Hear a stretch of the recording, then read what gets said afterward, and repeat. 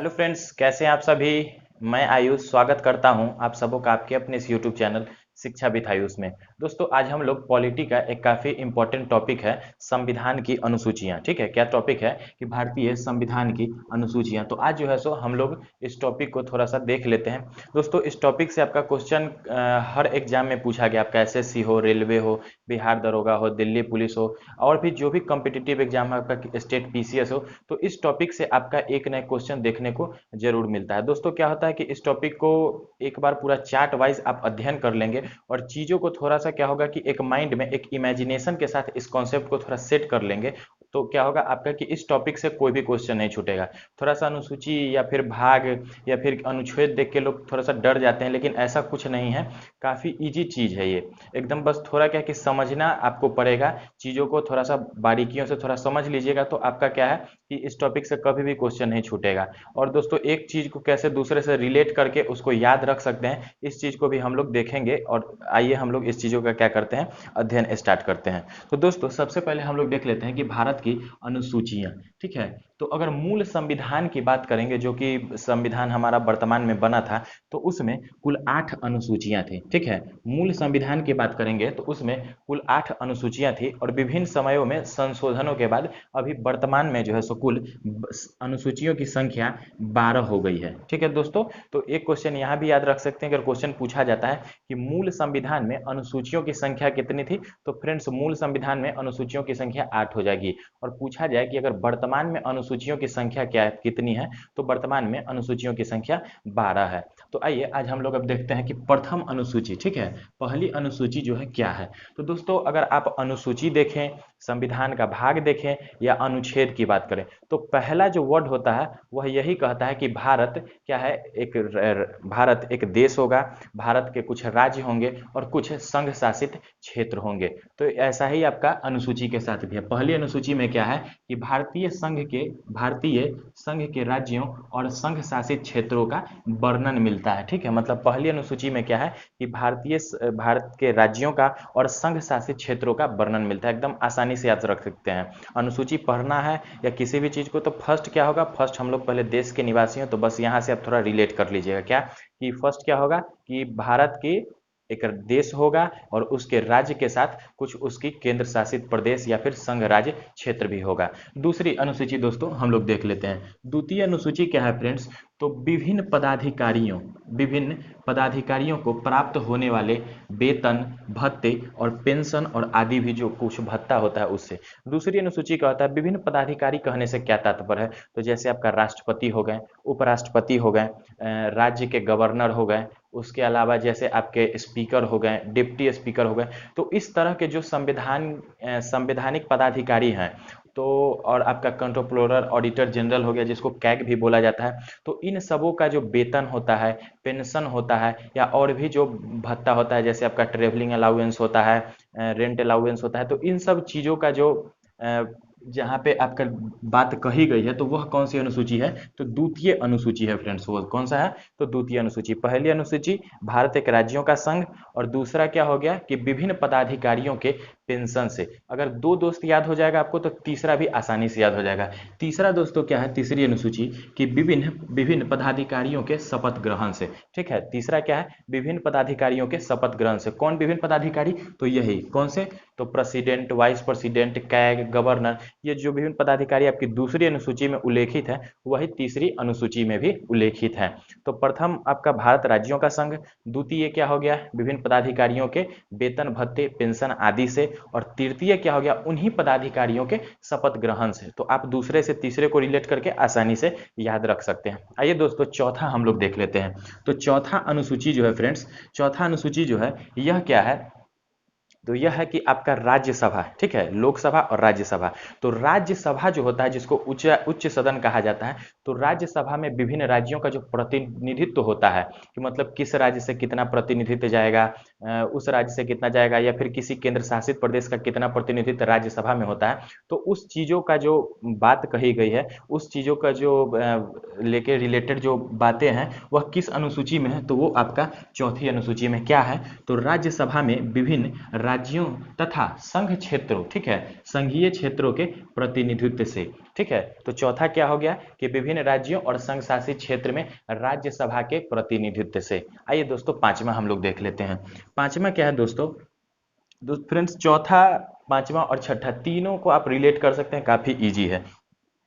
पांचवा है फ्रेंड्स कि अनुसूचित क्षेत्रों और अनुसूचित जनजाति के प्रशासन और नियंत्रण के बारे में बताता है।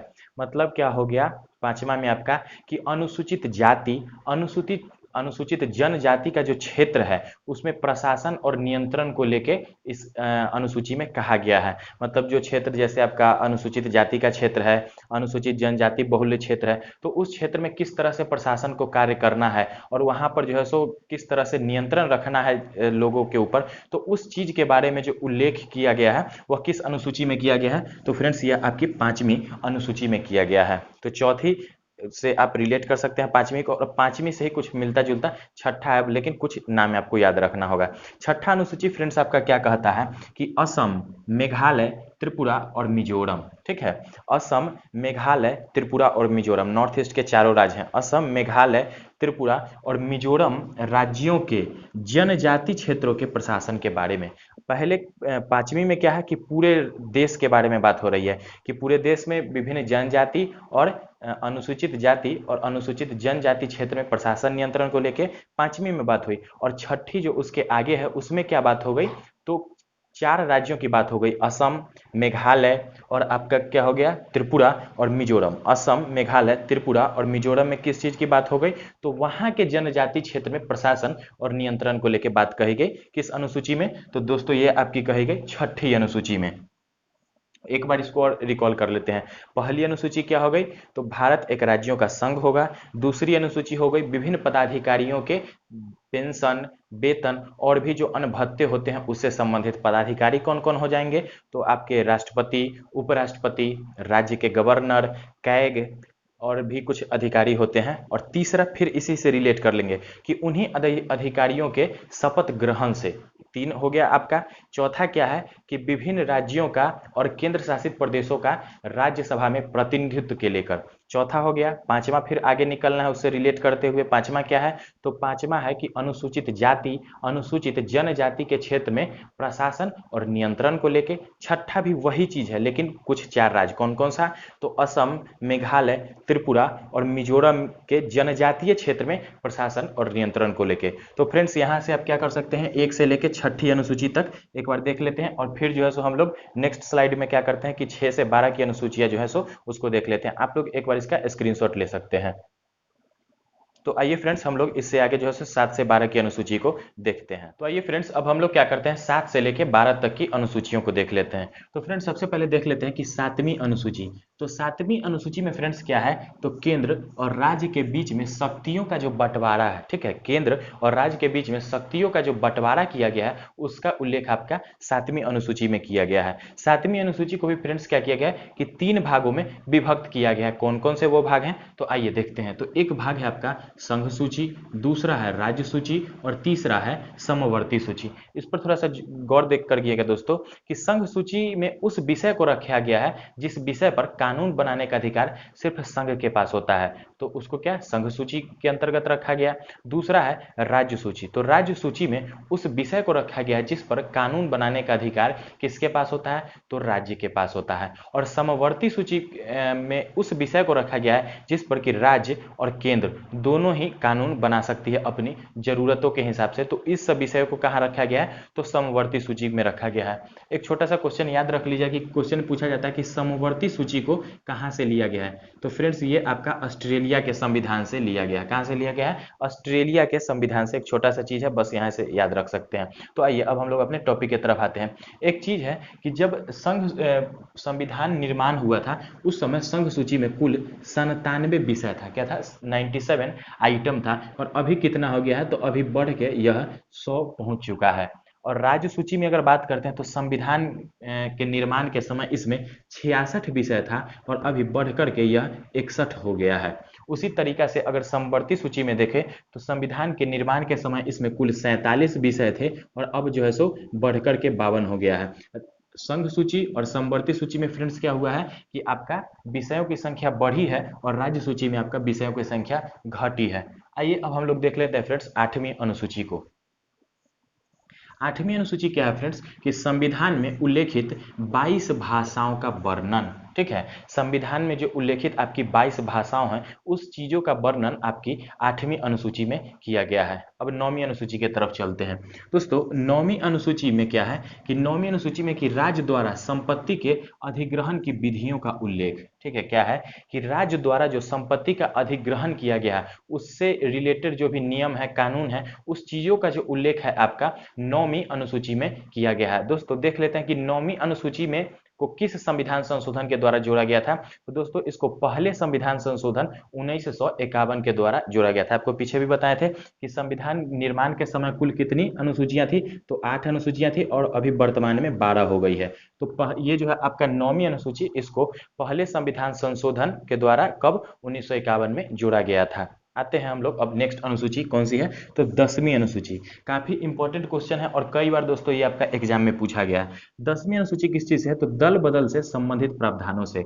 आपका क्या है 10वीं अनुसूची कि दल बदल विरोध कानून जो है उससे संबंधित प्रावधानों से, जैसे कि आपका एमपी होते हैं, एमएलए हैं, या और भी जो पॉलिटिकल पार्टी से रिलेटेड वर्कर्स हैं, उनका जो दल बदल का जो प्रोसेस होता है उससे रिलेटेड जो संविधान बनाया गया है या उससे रिलेटेड जो रूल बनाया गया है उस चीजों का उल्लेख आपका किस अनुसूची में किया गया है, तो यह आपका 10वीं अनुसूची में किया गया है। फ्रेंड्स इसको कब जोड़ा गया, तो इसको संविधान में 52वें संविधान संशोधन 1985 के द्वारा जोड़ा गया था। कब जोड़ा गया था, तो 52वां संविधान संशोधन 1985 के द्वारा।